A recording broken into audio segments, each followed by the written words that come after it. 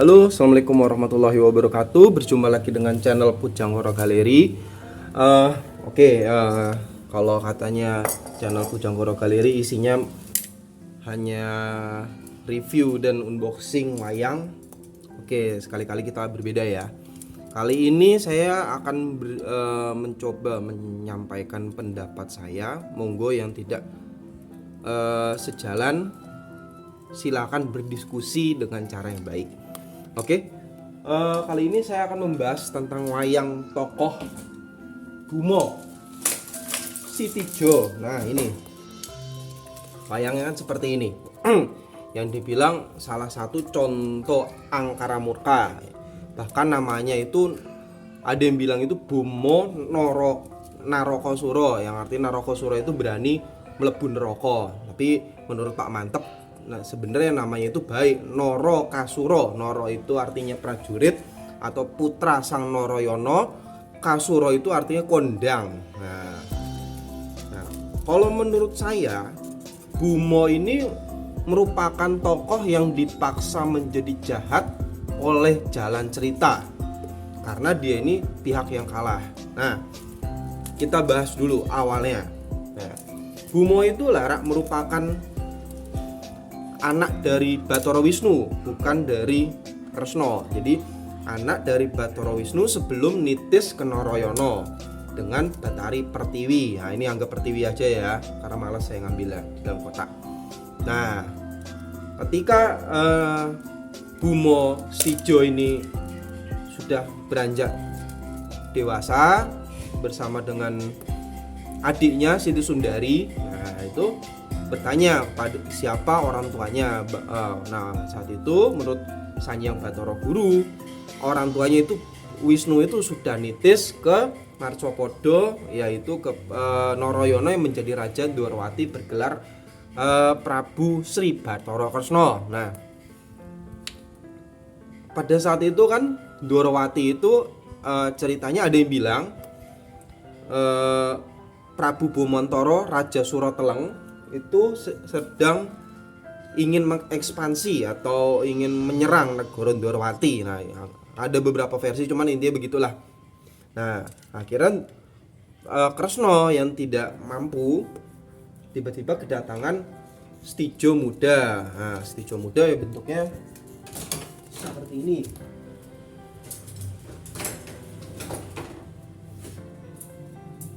Nah, Setijo muda itu bentuknya seperti ini, memakai bambangan. Nah, bersama Siti Sundari, dia ingin supaya diaku anak, kemudian ditantang sama Kresna supaya mengalahkan Prabu Bomantara. Nah, berhubung ini nggak mampu mengalahkan, akhirnya dibantu oleh para dewa untuk masuk Condrodimuka menjadi bentuknya seperti ini. Nah, mengalahkan Prabu Bomantara. Ya, wayang sabrangnya lainnya di kotak. Saya coba pakai ini aja, anggaplah ini Bomantara. Nah, itu ini meninggal, ini kan masuk. Nah, ini jadi satu, dia memakai gelar Bumo Narokosuro. Nah, di sini salah satu kebaikan Setijo yaitu Bomantara itu punya anak. Bomantara itu punya anak. Sebelum dipateni Setijo, Bomantara itu punya anak, masih bayi, namanya diberi nama Sawarko. Nah, padahal kalau Sitijo mau lah itu kan bisa menjadi cikal bakal pemberontakan ya, tapi Sitijo itu mengikuti nasihat Kresna supaya menjadikan Sawarko itu anak. Nah, itu kan salah satu contoh Sitijo ini hatinya baik. Nah, kemudian dia mengikuti saran ayahnya untuk mengubah nama Surateleng menjadi Trajutresna, yaitu artinya yang menimbang atas dasar rasa cinta dan kasih. Itu negaranya Trajutresna. Nah, kemudian menurut saya itu adalah sebuah siasat ya, siasat Kresna untuk menyingkirkan, karena Bumo ini bukan anak kandung Kresna tapi anak Wisnu. Nah, itu sebuah siasat menyingkirkan Bumo supaya Bumo tidak meminta hak atas Dwarawati. Nah, karena Kresna itu sudah menyiapkan Ndorowati itu untuk dilanjutkan oleh siapa ya lagi, yaitu Sombo Wisnubroto. Nah, Sombo itu ingin dijadikan raja, kan itu anak kesayangannya. Nah, ini Bumo itu akhirnya disingkirkan supaya menjadi raja di Trajutresno. Menurut saya begitu, karena tahu sendiri Kresna itu licik, bukan licik, creepy. Nah, kemudian selama masa Bumo, nah kan ada lakon apa, Topeng Wojo atau Wahyu Senopati.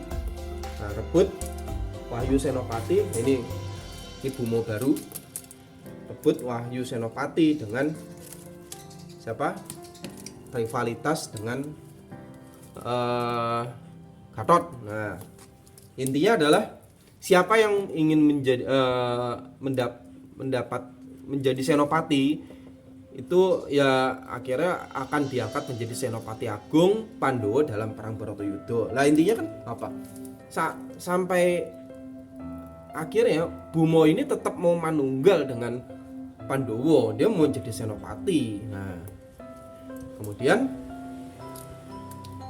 akhirnya kan yang ini dikalahkan, pecah Topeng Wojonya, akhirnya diganti jadi Wahyu Topeng Wojo. Itu akhirnya Bumo kalah itu. Padahal kalau melihat hasil Bharatayuddha dengan ya akhirnya Gatotkaca itu ya gugur kan gitu kan, gugur oleh Karno. Coba kalau misalnya pada akhirnya yang tampil itu adalah Bumo, saya rasa Bharatayuddha itu dengan mudah lah, orang ini nggak bisa mati kok kan gitu kan, ini nggak bisa mati, ini jadi tampil jadi senopatinya Pandowo ya gampang ngalahin Kurawa sak bantuan negaranya. Nah habis itu salah satu lakon yang dipaksa Bumo itu menjadi jahat. Kemudian ada lagi lakon Kikis Tunggorono, di mana saat itu saya lupa, Raja Tunggorono itu ingin memisahkan diri karena sebelumnya itu merupakan negara di bawah Pringgondani pada masa Prabu Harimbaka, tapi ternyata Prabu Harimbaka gugur, kemudian siapa namanya, Trajutresno itu diambil oleh Bumantoro. Nah karena Bumantoro itu dibunuh oleh Sitijo, ya maka otomatis Sitijo menjadi pemilik negara itu. Lah kalau diminta seperti itu ya saya sebagai raja pun akan pasti nggak mau, meskipun itu bekas jajahannya menjadi wilayah kan gitu kan. Ibaratnya kalau bahasa Jawa itu sedumuk batuk senyari bumi. Nah, itu menurut saya loh ya, monggo yang berbeda.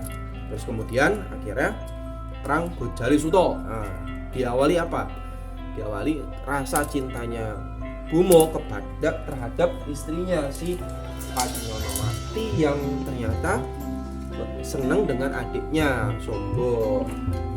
Nah kan saat Nyonowati itu bikin bikin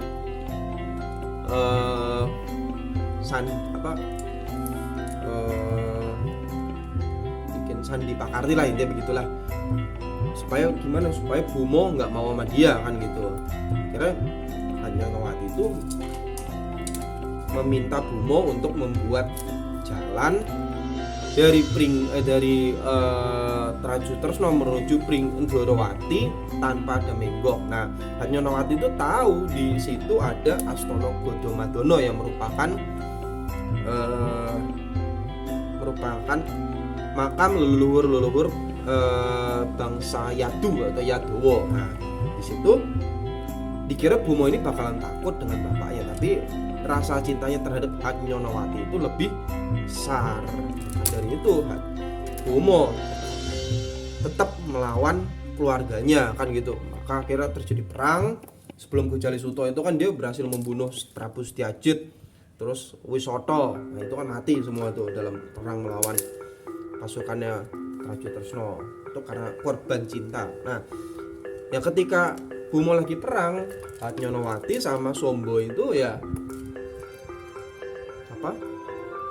dibawa kabur kan gitu kan. Nah akhirnya Bumo itu berperang dengan Arjuna kalah, terus Sombo dijuing, Hatnyonowati bunuh diri. Nah itu kan sebenarnya ya sekarang siapa coba pikir, jadi laki-laki yang istrinya diambil oleh adiknya. Nah kira Sombo dijuing-juing kan gitu kan. Nah habis itu baru perang dengan bapaknya yakni Kresno. Lah padahal kalau Kresno mengerti namanya yang salah itu apapun yang terjadi, yang salah itu Sombo kalau menurut saya. Kira perang. Nah kan tapi kan Sanggitnya apa mantep, kembali lagi Bumo akhirnya paham.